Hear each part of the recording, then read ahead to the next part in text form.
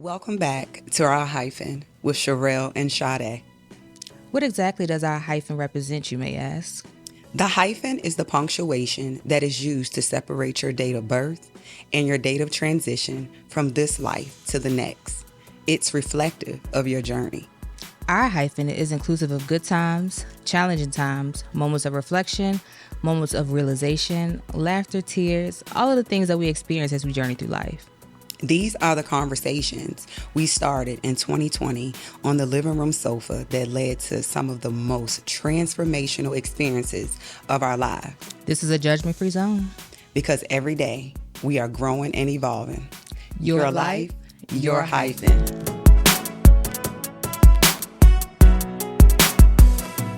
Welcome back to Our Hyphen with Cherelle and Sade. Again, we want to thank you guys for all of your support, for your love. We ask that you do subscribe to our YouTube channel. Check us out. We're on IG and Facebook. And we want to say happy holidays to everyone. Happy holidays. Be thankful for what you have. Count your blessings. We all worry about getting rich, but get rich off of just counting your blessings. Today we're going to have an episode of a little Q&A from or with our producer. So whenever he's ready, we are ready. Tim to me. What's up, y'all? Let me find my button. There we go. All right. So what we got for you today is I found this list of like 20 questions to help you get to know somebody. We're probably not going to get through them all, for real. Say what you said at first, because no one knows. Yeah. Knowing y'all. We get to talking. We might get there about 5, and y'all just going to start chatting it up. But that's all good. You know, me, what I've experienced. For me. Yeah, You got to put that disclaimer in Right. there because people They'll generalize it and think you're talking about everybody. That's it. So, but no, we'll get into some of the lighter ones. This is one of my favorite questions, especially to ask like in a group. So, what's your go-to karaoke song? If you had to, it's a live or die situation, and you got to get up on stage and sing something. What are we singing? Oh my God, you asked a music lover that question. This is giving me anxiety. No, me too. Well, can I go first? Yeah, please do. Love in the Club Part 2. Oh my God. Featuring Usher, Beyonce, and Lil Wayne. Can we sing a little bit? No, stop. Well, help me. What is a song that when it come on? DMX. Oh my God, R.I.P. Got him on my side. How you doing? On my side. How's it going down? No, I don't think that's my karaoke song. Though. What would be my it would probably be like a Toni Braxton song. Just be a man about it. What the hell do you get on? Telling me your mama Your said. mama Your said- mama said what? Yo, mama, Tell don't know your me. mama since she knows it all. Ooh, that's it. Tony, Okay. just be a man about it. Respect. All right. Word. Let's get to the next one we got. All right. What's a perfect day look like to you? What's your favorite activities and elements of your routine? Perfect day. I would say the biggest thing for me is being in control of my time. I'm a creative at heart, so I'm inspired by different things throughout my day. So whereas some days I wake up and I just want to spend some time laying in bed and just thinking and maybe reading or journaling, then other days I might want to get up and go sit by the water and journal there or read there or work on something related to business or, I like the freedom to go with the flow of any given day. So the biggest thing for me would be just having control of my day, like control of my time. That's been a big thing for me lately. I'm going to say for me, waking up, not buying an alarm clock. Oh, yeah. And I would say mentoring to children. Mm-hmm. That would be my perfect. After mentoring the children, then I would have to go to the bar. And not just to drink, but to just unwind, watch sports, and to have conversations with the people at the bar. Bingo. I guess just being a social butterfly. I feel like lives merge at the bar. Like everybody come there for a different reason. Like we go there just like you said to get a good drink, eat some chicken wings, and watch the game. People come because they stressed out. Like, we've had people at the bar say, yo, I had so much on me, but talking to you has helped me. Yeah. This journey, here we go, I'm getting off course. But no, this journey, it has taught me to have a different respect for the bar. Because in the beginning, before this, I'm going to say 5 years ago, as soon as someone said I'm going to the bar, what you going to the bar for? You going to meet people and flirt. And I mean, we should do some of that sometimes. But for the most part, we are there like literally watching the game, asking questions about the game. Right. Engaging with people and being that, I'm going to say sounding board. And it's not a negative environment, but I'm going to say a sounding board for other people. Because you see when you go to a bar, some people just at the bar sitting like this. Yep. And by the time we get there, because it was one guy, I don't even think one of his cheeks had sat in the seat. And you had started, remember? Yep. And you had started talking. And for real, by the middle of the night, he had the biggest Joker smile. Yep. You know, and he was not being disrespectful. He wasn't being nasty, anything. Then next thing you know, he was basically throwing drinks. You know, so I have a different respect for the bar. Yep. And a lot of times we've been there like talking amongst ourselves and like we'll see them start to like stare or like laugh in a way that you know they trying to like show us that they listen. We're like, what you over there laughing at? And they're like, nah, y'all funny and y'all da da da. And then we start talking and learn something about their lives. They learn something about us. It's just, I agree with you. Just like today, while waiting, you know, to do this, one guy came to me, you know, I get my Miss Too Much drink, my vodka, shake my pineapple, shake my orange juice, splash of blue carousel. And the guy just came from sitting beside a lady. He was very respectful. He was like, what are you drinking? And I told him, and the bartender was like, what is it called? And she was like, hey, what's your name? And she was like, well, that's what it's called. And you get that everywhere. I feel like at the bar, race don't matter, ethnicity don't matter, status don't matter. So that's my day. Yep. We've literally had people at the bar that haven't said a word to us, and the waitress would be like, it'll be older white guys. Like people you don't even think paying attention to us. They want to buy y'all a drink. Like, let me know what y'all drinking. They already got it. They paid for it. And like you said, it's like at the bar, nothing like that matters. I need a job. They need to create a job to go to the bar and be a motivational force. We do it. We just pay for our drinks. I'm just saying I need to get paid on it. It's called a bartender. That's some real stuff. I think they got that. I don't want to do no work though. I want to be served too. That's fair. All right, let's get into some travel. If you could go anywhere, where would you go and why? Italy. I want to go everywhere, but Italy has been high on my list. I just feel like it's a very it feels like mature. It feels like it's one of those things that make you feel like, all right, I made it. I done did something in life. So Italy is high on my list. But I wanna go a little bit everywhere. I want to go. I'm gonna have to split. I want to go to Hawaii And Greece. because I want to learn how to Do what? work my hips. You know, in Hawaii they do them. Them ladies can work it. And then a part of me wants to go experience Alaska. I want to go to Alaska too. That's where we're supposed to be going next year for my line sister, me and my line sister. But I don't see how that's gonna work because we all cold natured. So I want to go to Alaska when a couple of days before it gets dark for that 6 months. And then I want to experience that darkness. And I want to go moose hunting. that'd be fun. Even though I'm not going to shoot the gun, I'm just going to go out there. Okay. Actually, yeah. Moose. Fair enough. Moose hunting. I wasn't expecting that one. Yes. Let's see. All right. How about when you were a kid? What did you want to be when you grew up? I'll tell you a story. I always wanted to be a mortician. As I always say, it was no children in my community. Or if it was, I was just a loner. And I would sit out and just connect with nature. I would sit on the side. We had the square blocks for a sidewalk.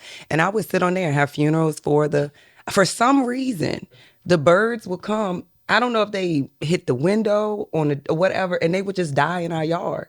And I would have a funeral for them. So I always knew that I wanted to be a mortician.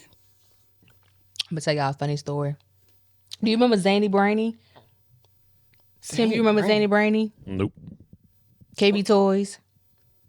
What Negative. the heck is going on? It was a toy store. I remember KB Toys. So we had a store named Zany Brainy, and I got this red cash register. And so I used to literally like get my grandma's canned goods out and like ring people up at the cash register. And then when they had the JCPenney big book that came out for Christmas, like I used to create lists and then add it all up and like do the transactions. And I remember telling my family like, oh my God, like I want to be a cashier when I grow up. And I was like, especially around the holiday time because you make so much money. And like the room grew silent. And it was like, you don't get to keep the money. You don't get to keep the money that you make. You make a set rate. You happy for making it come? I mean, I thought I was going to make a killing. But I wanted to be a cashier when I was younger. In alignment, one of my goals is to learn. I've never operated a cash register. Really? I want to learn how to operate one. I like it, but my struggle is like having to interact with people all day. It don't.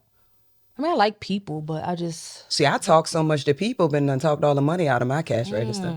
For real, you know me. We talking. I've been done handing them $22 back, and they only get $2 back. See, I wanted to be a cashier. All right. Cashier. I like it.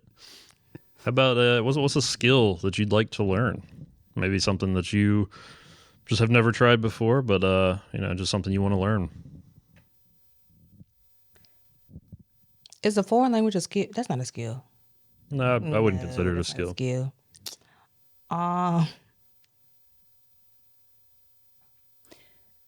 To read a man's mind. Yeah, we talking about magic. You talking about skill? That's Charlie Wilson said, "I can do magic."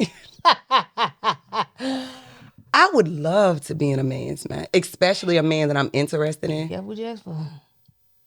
Lord, give it to me. I think I want to learn how to apply a full face of makeup. In my mind, that's something as a female, as a woman, I should know how to do, but I don't wear makeup, so I've never really taken interest in learning how to do it. But it's something I want to know how to do. And for me, I want to learn how to skin a deer. So. Okay. So follow up to that, what's keeping you from doing that, from learning that skill? Me? Yeah, by both of y'all. I don't have anyone to teach me that has the patience to teach me, because if you know a hunter, they are serious about that skill. They don't. But they still have patience. Not the ones I know. The ones I know, you cannot wash with anything before you go hunting. Basically, you gotta smell like the night before. You can't talk in the woods. You can't take your phone in the woods. You really can't move. You barely can breathe in the woods. Oh. So you have that experience of someone being patient with you. He was so patient. But I would love to learn how to skin a deer. Mm-hmm. I mean, I can assume how to do it. You could figure it out. Yeah.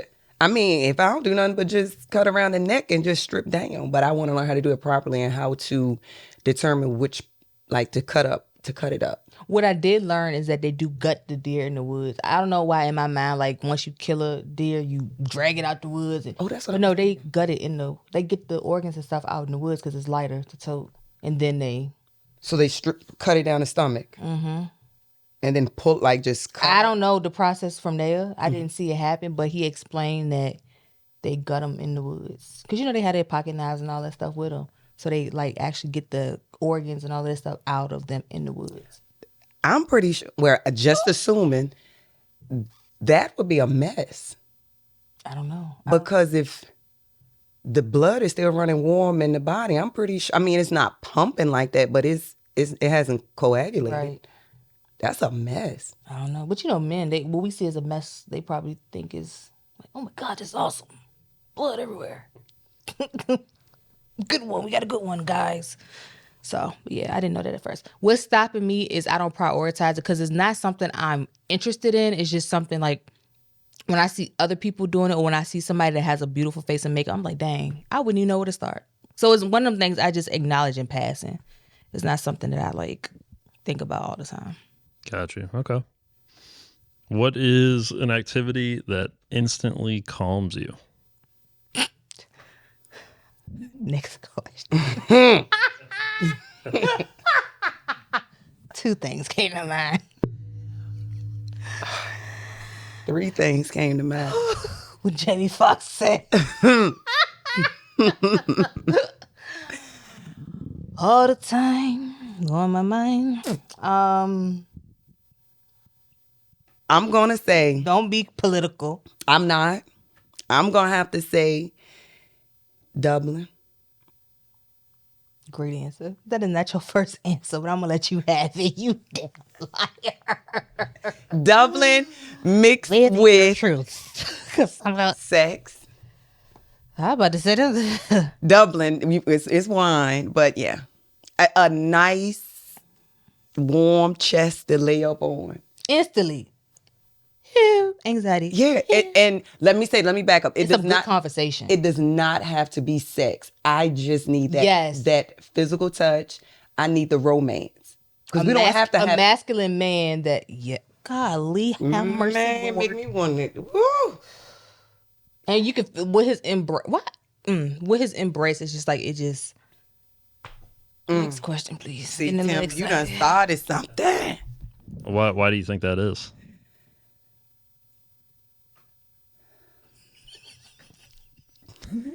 Why do I think that is? I think I can be dominant. And so when I find somebody that like can dominant, what am I trying to say? Like when I find somebody that's like, Makes you feel secure. yes. Mine is, it helps me to tap. I feel like I've never tapped into my feminine side. So for a man to put his arms around me and can have an effective conversation, I swear it makes me feel like a freaking baby. And when they have those little nicknames for you, like that make you feel like small and little and don't kiss me on the ear, on my forehead. I'm going to sleep. Oh my God. I done got this sweating. There you go.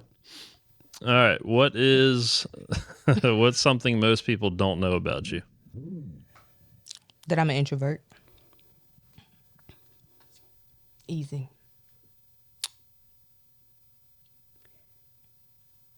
I was going to say, Do you know it about you? I do, but I feel like I've changed from that. But I have not been in I'm going to say I'm not bossy, but I like things. I'm spoiled. I like things my way. But I feel like I've changed from that, but I have never been in a relationship. it. Right. I get what you're test it. saying. Yeah. I think some people will be surprised to know that about me too. Like previously, I have been very like almost militant in a way, but I've been in certain situations now where I have seen like, oh, okay, in the right condition, you do have the ability to like let that guard down and be loving and yeah, I agree. So, hold on. It was one more thing I had. Tapping into my feminine side. Taking charge. Oh, I'm OCD. Like my towels have to be folded, washcloths have to be folded a certain way. I have my shirts, dresses, everything lined up in my closet a particular way. So I say I'm OCD. I got mine color coded and color coded like material coded in a way. Like yeah. So why don't you let people know about that stuff? Like, is it that like an insecurity? You feel like it like shows a weakness if you let them see that side of you? I feel as far as taking charge or being spoiled, that could be a turn off. A man don't want I feel a man don't want a bossy woman. Okay, I was thinking about something else. Because I had something to add to it. Oh, go ahead. I think people see people think I'm rich for some reason. I just be having poor spending habits. Sometimes I be spending a whole bunch of damn money. So that's something I've had because I was spoiled as a child. Like I've had to learn how to manage money. I ain't always know how to. I'm still learning. But people like when people call you big money, I be like, I just be spending. You I just claim be it, though. enjoying. I be like, I just be enjoying life. Like I don't take life too seriously in that way. You know what I mean? The people are thinking I got $1 million in the okay, And see, getting there, but boy, I could make a penny holler. no, I'm irresponsible sometimes with money. Still, I I done been to Ulta 2 or 3 days this week. So many perfumes. Why? You answer that question. Why? Because I got it. Like, but that don't mean I need to spend it on that. But I'm like, life is short and ain't nothing going without being taken care of. So why not? But I think that's the biggest one. Okay. Yeah, I be. Fair enough. I feel like we could talk about that all day. So I got loads of follow up questions. Okay. Actually, I'm going to ask one. So, if that's something that nobody knows about you, we talk about relationships a lot on the show. Uh-huh. Wouldn't showing your authentic self in the beginning of a relationship likely lead to more long term positive relationship? I think because I think I've had experiences where men have known like what I did for work and they took that and ran with it. Instead of, like, I tell people all the time, I say I'm still building. Like, I am still learning more and more about managing money, about saving, investing. Like, I have not reached the pinnacle of success when it comes to that. And I think sometimes if people would just like have those conversations, like I'm open to those conversations. I'd be the first to tell you, like, I ain't got it all figured out. But I think sometimes men see how I carry myself, the things that I do, some of the things that I have, and it makes them say, oh, hold on, like, this girl might be too much for me. Instead of like, we have a conversation about it. Do you feel like that happens, or has that happened? I'm giving grace here because I don't want to assume. Okay. A lot of times what happens with me is like people will circle back later and like we can have a more honest conversation for whatever reason. They're like, well, I felt like I've had a man tell me I was too goal oriented. And I was like, make it make sense. Yeah. But Just okay. leave that guy alone. That's what it is. Yeah. Yeah. And see, for me, I think it's a turn off from men because they say I'm too frugal. But then once we're out of that relationship, or once that relationship is over, it. right? They appreciate that fact, and they'll come back and ask questions. But I mean, my journey has caused me to be frugal. But I mean, now don't get me wrong. 2020. We was outside, baby. Swipe, swipe, spick, spick, Let me spick, tell you swipe, something. swipe. My credit card company blocked my card. I've had that happen too. Is this you? Yes. Let me continue, please. You holding stuff up here. Yeah. I've had that experience too. So, Well, there you go. What is something you could talk about for 30 minutes with no preparation? What are you passionate about? Psychology. mortuary, The mind. mine will be mortuary science. Life, spirituality, like just like what I was saying about like everybody, like the journey. None of us have all of it figured out. And I think sometimes we get so caught up on feeling like at a certain age we should be at this place, and society is to blame for some of it. But I think if we had more raw and authentic conversations, like we all are working towards or challenged in some area. And we just, as a society, we tend to pick out those areas which like we emphasize like, oh, you should have this figured out. I'm not that. Look, I'd be the first to say I'm going to be learning and growing and evolving until the day I leave this earth. And I'm okay with that.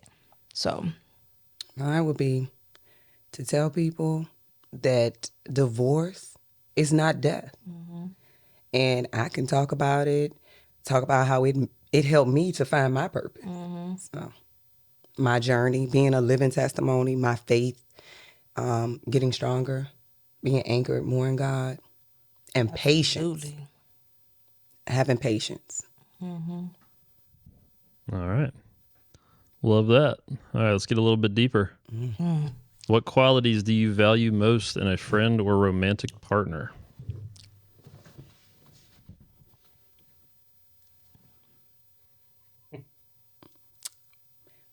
Being God-fearing, a leader, honest, open-minded, and willingness to effectively communicate. Mine would definitely be loyalty / honesty, effective communication, like being spiritually minded, something that helps direct your moral compass. Adventurous. Outgoing to a certain extent. No, outgoing. Let me just say outgoing, because outgoing. And that's adventurous already? Mm-hmm. Spiritual. I would say like loving. I don't want somebody that's so uptight. You know what I mean? Yeah. Like you can't bring them around certain people because certain people gonna be offended by how they present themselves because they don't know how to conduct themselves in certain settings. But I don't like somebody that's overly friendly either. So they gotta have a balance there. Mine also, I gotta add, to be versatile. In what way? I'm gonna say mentally, physically, emotionally.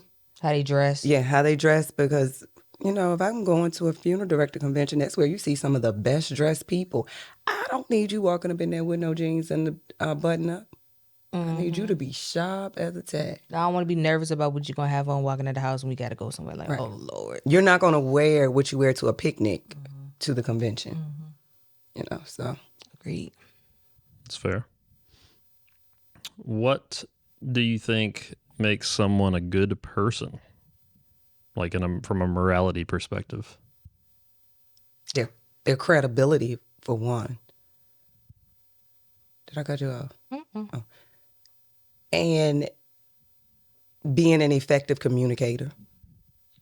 Like, the one thing I can truly say about you is that I know you ponder sometimes on, when we need to communicate, when we need to talk, but just you communicating with me on any and everything, that's a plus to me, because I'm willing, I want to grow. Yeah. So if you're not telling me something, I'm thinking that I'm doing A-okay. Yep. You know what I'm saying? Just like that, like a plant. You put water in it, it grow. But if you put plant food in it, and I've seen this for my plants, you put plant food in it, that thing is just a thick, green, and beautiful. So I'm going to say, I agree. I would say somebody that is able to hold themselves accountable. yeah. And the biggest lesson in that for me has been recently, it kind of piggybacks on the idea of effective communication.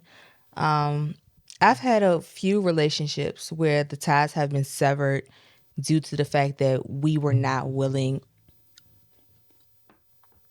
or one party was not willing to communicate. And I take accountability as it pertains to how I've shown up in the past, because I was the person, block queen. Like, you do something I don't like, oh, block, next. Like, I ain't dealing with this. Now realizing how it feels to be on the receiving end of that, to like really not know, like, what did I do to offend this person? Or, even in situations where you can identify maybe a way in which you could have offended them, and you offer an apology or reconciliation, and it's still like they aren't accepting of it, or it's just like we can't move past it for whatever reason, and it's something that's so small in the grand scheme of things. So I'm now able to hold myself accountable in that space where, people say, oh, we don't owe people an explanation. Sometimes you do, just off of the strength of, even if we can't work out a difference amongst ourselves, at least now you have new information about how you showed up in this situation to then go on and learn from it and be a better person in another situation that, may present itself in a similar way. So I'm going to say forgiving too. yeah. Forgiving. Because again, like Miss Edwina said, we expect forgiveness. So why can't you give forgiveness? So. Okay. Sensing communication is a pretty big theme throughout this. So on that topic, what's worse, being told something honestly up front that confirms the insecurity that you already had about yourself, or not being told anything and somebody just kind of dipping out and then kind of leaving you in that, like, what did I do? That one? The second option. Yep. Second choice. Why is that? Because it leaves room for all type of speculations, assumptions. And then at the end of the day, you may not even be upset over what I'm thinking that you're upset about. And then what you're upset about may not have been my intention. Right. Yep. So I think I've had people tell me some things about myself. It was like, ooh, like that hit me in the chest. But I had an appreciation for it because it then allowed for more conversations to be had on the topic. And at the end, everybody has a better understanding about the other person because our life events, the way we were raised, it's so many things that play a part in just our moment to moment decisions. And I think that's a part of us all learning how to be effective in terms of like community and respecting differences amongst one another. Like when you really understand the why behind why somebody does something, you still may not agree, but you can understand. So you can understand a decision and still say, well, that's not the decision I would have made. But it still just gives you more of a something to work with and something to take along on your journey to help you understand like the people around you more. So at what point is it the expectation of the other person to give you that peace of mind and that honesty, or should the expectation be on you to go after that person and get that answer from them? for me, for me, I'm the type that if you communicate with me, I'm not even to communicate. I'm going to ask if I see a difference or if I see a difference in a person's activity and they don't tell me. What was the question again? So basically, like, 'Cause I had the whole thing. should it be? I'm trying to think how to word this. Should the expectation always be placed on that person to give you that answer that you're looking for, or at what point is it your responsibility to go after that person and get that answer from them? Well, I'm the type, once I see that you're moving differently, I will ask. And it's up to you whether or not you're going to respond back to me. You know what I'm saying? I agree. And I think I lose respect for people when they seem to it feels like they are weaponizing the unknown, meaning I'm directly asking you a question. You have a clear understanding of what the question is, and you still choose to like give me like answer that leaves me in the gray area, but then you're also frustrated because I'm continuing to ask for clarification. Because I don't like to assume. I've done that in the past, and I still fall short sometimes in doing that. But when I ask someone a question directly, especially when it's something that can be explicitly explained as it pertains to our relationship, like the relationship that we have, and you just choose not to, engage in giving me an answer, that's frustrating. But I don't have a problem with like asking direct questions for clarity. Right, because we all have feelings, but we shouldn't let them, we all have feelings, but we shouldn't let them lead us. Yeah. You know what I'm saying? Like, Because get out your feelings aren't feelings. factual. Right. Yeah. Feelings are what they call, they're indicators, not dictators. I like that. That came from Elder Jackson. She preached it on Sunday. Hey. All right, this is a fun topical one that we hear a lot. If he wanted to, he would. What are your thoughts? That's a true statement. If he wanted to, he would. Yes. Just like if I want an iced coffee from McDonald's, I'm going to go get it. If I want a pair of shoes, I'm going to go get it. If you want that perfume, you're going to go get it, right? I think in a perfect world, like when we talk about how we just go through life saying stuff and we believe it to be true, like we say that, but then you talk about the iced coffee from McDonald's. There are other variables that could impact your ability to do so. Like you could say, I want an iced coffee from McDonald's, but what if the coffee machine is down? What if you left your debit card at home and nobody else can, go with you to get it? Or what if, dang, I got to go pick so-and-so up from... I think the general statement itself does not allow for other variables, and it also dismisses the most important variable of the idea of time. Because somebody could say, oh, I wish I could get this example. So like, I wish I could, okay. Tell the story, just don't drop the name, right? Hey, he learned from But everybody gonna know who this is. So I was engaged once, and we had been together for a lot of time before we got engaged. And in that moment, the biggest thing for me is, well, if you love me, why you just don't propose to me? Like, the ring shouldn't matter. But for him, because of how I see you and the role that you've played in my life, the ring does matter for me as a man. So who's right in that situation? You know what I mean? Like, for me, the proposal itself was the greatest expression of love at that time. But for him, yeah, I want to propose, but I also don't want to give you something that's not a true reflection of what I think you deserve. You know what I mean? What's your thought on that, Tim? I like that. I think both schools of thought are right. Just from on a basic level, yeah. I mean, if I want to do something, I'm going to do it, right? But to your point, like, there's a lot of variables, especially when it comes to something like relationships. Yeah.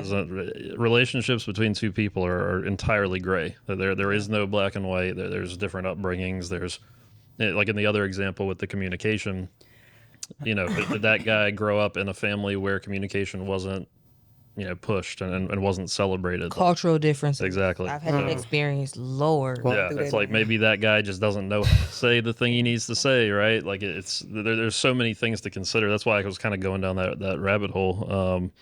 But no, I think you're both right in your own way. I don't think there's a right answer to that question, but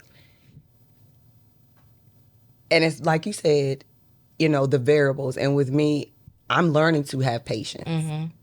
So, but Tim, how would you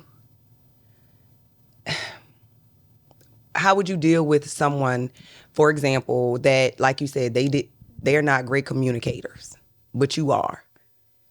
You like them.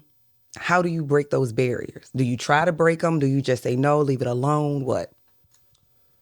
I mean, I would want to set some level of expectation, right? Like, look, if for this to work, this is what I need in this. I need you to be able to talk to me and open up to me and tell me what you're thinking about in any conversation, whether we're talking about going to get dinner or talking about the inner workings of your mind, right? Like, I need that authenticity for that to work for me, or I'm probably just going to be out, because if you're not willing to get into that with me, like, you're not interesting at that point. So I'm gonna just cut it off there, and it's nice.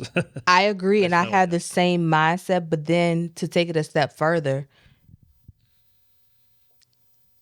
then from the opposing side, they could say, I need you to have patience with me because communication is not easy.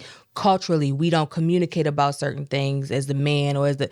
So, like, it's so sticky on both ends because they're also... You're asking them or telling them what you need in order to feel a certain way, but their pushback is also a reflection of where their, where they their came needs from. are. Yep. Like they've never had to communicate. It's so... Yeah, and it just comes down to personal boundaries too, right? I mean, that's something I need. What you need is not what I can give you. So like, it's just not going to work. Like at some point, we just need to call a spade and say, look, like your expectations of me, I can't meet, and vice versa. So Is there a time frame? I don't think. I think it's just a gut feeling. I think right? I mean, just again to keep it kind of like you said with the question, like it can be as basic as that. Like I heard on one podcast somebody say, if you wake up next to somebody and don't want to beat them over the head with a frying pan, like it's probably still all right. Like you can still make it through that. But if you wake up and that's your first thought, like, it's probably time to That's go ahead so and cut true. that off. That is so true. It's very basic. Well, for me, like I was the type, I didn't communicate like I communicate now. I just held everything in. Was it an uncomfortable journey to learn to speak my boundaries, to learn to communicate, to effectively communicate? It was very uncomfortable. But now, And I think it goes back to effort as well. Like when you... It's like the benefit outweighing the risk. So I had a guy, he was like, Trees, this is my first time like having to communicate. And I can't remember what I asked him, but he was like, if this is the conversation that we have to have in this moment to like give us the green light to continue and what we trying to build, like I'm willing to have it right now, even though it's not something I want to do. So I think it goes back to like intention, and it's so many variables that it's hard to say like when somebody is not or is trying their best. You know what I mean? In that situation. I do. I think relationships are like, I mean, just an easy analogy is it's like getting or like changing your oil, right? It's like the first time if I was like, hey, go change your own oil right now, and you've never done it, the first time would be like, I don't know what the hell to do. Like this is going to be hard, right? This is going to be a tough process, but you get out there, you do it the first time, you realize, oh, that wasn't that bad. Now, the Yeah. second time you do it, it's easier and easier. Third time, fourth time, now you're a pro at it, and you know exactly what to do to make the thing work, right? In the same way, relationships, the work you put into relationships are like an engine in a car too. Like you can never change the oil in it, the oil being the conversation that needs to be had, right? Right. But the car's going to break down, right? It's not going to go for a while, but if you get the thing maintenance, then you know whether I mean we can go super deep on this, whether you do it yourself or take it to a shop like a couples therapist or whatever, right? Like you get somebody else involved to help you understand what's wrong with the car. That's that maintenance and that constantly working on it is what's going to make it go 300,000 miles, right? That's just how I see it in my head. But That's so true. it's wild stuff, man. That is deep.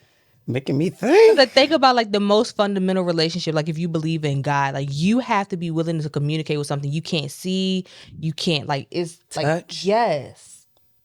So you just have have to to get believe. comfortable with that relationship and communicating to this person, this thing, this idea, this spirit that you never really have physical confirmation exists. So is that But the that- first relationship I we think create? so. We create. Cause look, I think when I really like took my relationship with God seriously, that's when I started seeing myself. That's when I started like when people would tell me stuff, I wouldn't automatically go into defense mode. It was like, okay, I'm gonna take it. It might not feel good, but then I would say like, it came from, or I had a better understanding of it being like these people care enough about you to tell you about yourself instead of automatically going into defense mode. But that only came when like I had a relationship with God. Like I started taking my relationship with God seriously. So Well, once I began taking my relationship serious with God, I stopped praying for a man. I did. yeah, I haven't done that in quite a while either. How you say hello? Quite a while. But I'm gonna pick it back up. There you go. How much time y'all got? What time you got to get out? So I got 2 more questions. Okay. All right. All right, let's do. What is, or would you be happy spending the rest of your life in the situation you're in now? No, Yeah, no. Why not? I do not want to be single for the rest of my life. I desire a loving, trials and tribulation relationship, but at the end of the day, we're going to come out to agree to disagree and love on each other, and we're not going to step out. I'm claiming it, Lord. I think for me, just thinking about my life in its totality right now, like I'm so grateful for like the progress that I've made. But I feel like if I stop here, I will never really, like I will be doing myself and whoever is meant to benefit from like my continued transparency and just watching my journey, I'll be doing like all of us a disservice. So, I definitely know this is only like the tip of the iceberg. And if I stopped here, it's a part of me that will always wonder like, what else was there that I just, kind of let fall to the wayside. Yeah, And that's what fair. she said too, because I ain't meant to die alone. I'm not going to die alone. I feel that. All right, last one. This is just kind of a fun one that me and Zach were talking about one day, but there's a few different answers to it, and I think I can peg y'all for what you're gonna say to this. But if I said, all right, next weekend, y'all got to fly a plane. No way around it. We got to get from point A to point B, and y'all got to drive. What do you say to that? Tim, stop playing. No, but Oh, wait, can you tell me the backstory? What's the significance of this question? There's no backstory. That's just How did y'all come up with this? It just I'll tell you after. Okay. But you just tell me your gut reaction to all right. You got to fly a plane. And there's no way around it. There's no way around. I couldn't hire somebody to do it. Nope. to carefully speak for both of us, I say that No, just individual. Yeah, individual. Yep. I want to know what each one of y'all would say to that individually.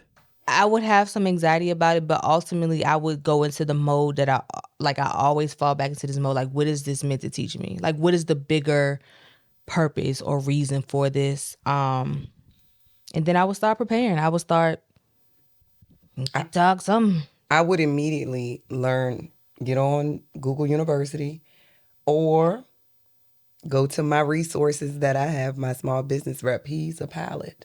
He teaches, what is it, aviation? Mm-hmm. And he has his own plane. So I would seek my resources. It ain't about what that you I know, have. about who you know. Who you know. It ain't what you know, it's who you know. Yes. When my You deal have them in your earbuds. All right, this how we gonna do this thing. when my deal go through, he's gonna TikTok. I get to ride. Yes. That went deeper than I thought. I guess the question is, could you do it? If I was just like, could you do it? I'm just on the street. I see you. I'm like, could you do this Saturday? Yes. Okay. And I would say because of the resources, because of who I know. Yes. Okay. I think anything that's brought to me is brought to me for a reason, and it's meant for me to take on. So I would get it done. I'm not saying I would feel confident in it, but if it's being asked of me somewhere in me, I would be like, okay, it's meant for me to do this.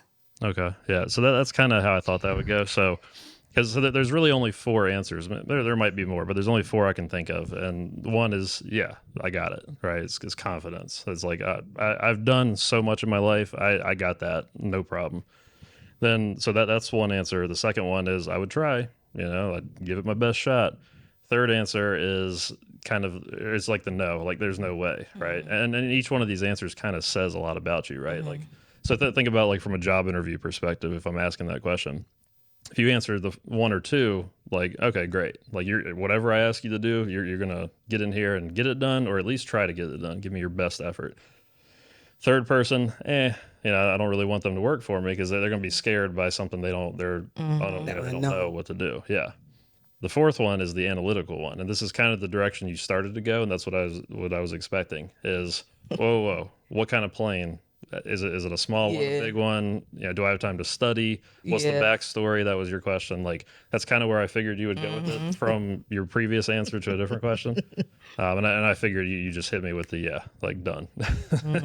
Now, I'm not going to guarantee it's going to be a smooth ride. Oh, yeah. Nah. But it might be like Soul Plane. We got some turbulence. That's not there. Made it. Hey, Tell a story. all the carts in the middle of the floor to put them things that fall Put down. some good music on. I didn't say we get there safely. Pass us some alcohol or some melatonin. Y'all go night-night. Hey. Wake y'all up when we get there. But no, it's it's a fun psychological question. Mm-hmm. It's fun to kind of get in people's heads and see where their insecurity versus confidence and all that good stuff. But no, that's all I got, y'all. When I'm learning, I feel sexy, so I would be on.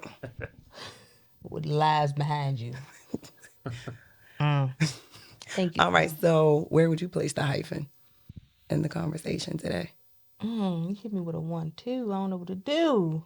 I'll go first. Okay. Excuse me. You may not like the season that you're in, but thank God that He's keeping you whole. Mm-hmm.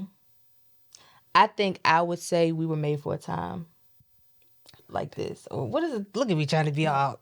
We were made for a time. It's like whatever the thing is. Meaning, I feel like our transparency, it kind of helps people relax their shoulders. Like, whoo. Because for whatever reason, I think people do see us. Like, they see where we are now and they forget about the people we were back then. Or maybe we weren't as open, in terms of who we were back then. But I think when we express ourselves and say, look, we ain't got it all together. We still figuring it out. But we're confident in that. Like, because we don't have everything figured out, it doesn't make me feel like less than or like I'm behind you have your moments in feeling like that. But all in all, I understand, like, we can't all like be at the same place in life. It'll be no fun in that. It'll be no need for one another. It'll be no need for spirituality and God. And so I would say, like, we were made for this. Like, our transparency, we might not ever know somebody that watched it, but I truly believe that when people watch us, they can, like, rest on the fact that, like, you okay. Wherever you are right now is okay as long as you continue to be progressive in it and, because I look your like 1% every day. 5 years ago, I looked like the Tales from the Crypt. People wouldn't. The what? Tales from the Crypt. You remember that? down and out. Yes. I was so embarrassed. I wouldn't I was come out about the to say, I house. was so embarrassed about where I was. Now, whatever. Y'all, Embarrassed because divorce I was is in a not. relationship. I made it, and I was so embarrassed. Well, I was embarrassed because a man left me, but it's okay. It happens, and it is It okay. helped me to find my purpose, to find me, Yes. to understand me. So we are where we're supposed to be. Oh my God. So yeah, So, thank you, Tim. Appreciate it. Where would you all fit the hype? Tim, what about you? I say communication, man. Mm-hmm. I talk about that a lot with a lot of people, and you know it gets brought up here a lot, and yeah, it's just something that I think is super important. Just communication and authenticity in relationships, whether it's just meeting somebody or somebody that you've known for a long time. Yeah, that historically proves to work better in human relationships if you're just honest with people. Yes. Do the right thing, maybe, so yeah, that's where I would put it. And I want to say one more thing. Like, whenever you live in your truth, it doesn't mean that everybody is going to be accepting of that truth. Like, you might have people that when you talk about your feelings, oh my God, you feel like that. Those not your people. They're not there yet. They don't understand the beauty and vulnerability and the growth that happens in those spaces. So just because you live in your truth and you express something that, means something to you or something that you struggle with, just because somebody isn't receptive of it does not mean that your people still aren't out there. It doesn't mean that you were wrong in expressing it. It just means that that person does not yet understand the value in you being open to express yourself. So continue to be that motivational force. Your weaknesses is someone else's strength. Remember that. Yep. I'm a living testimony. Same, girl. So, alrighty. Another episode down. We love y'all. We appreciate the support, and we will see y'all in our next episode. Go check out the merch store. We need to get on. Happy holidays.